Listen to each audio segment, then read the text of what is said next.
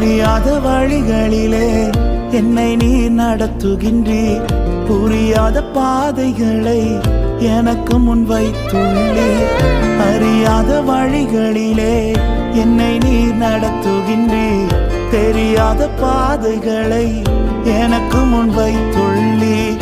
இருளை வெளிச்சமாய் என் முன்னே மாற்றிடுவீர்.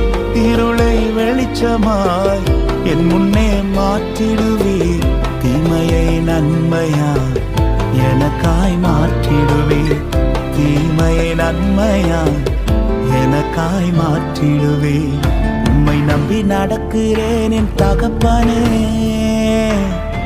உங்க பாதை நன்மை என்று நம்புகிறேன். உம்மை நம்பி நடக்கிறேன் என் இயேசுவே. உங்க பாதை நன்மை என்று நம்புகிறேன்.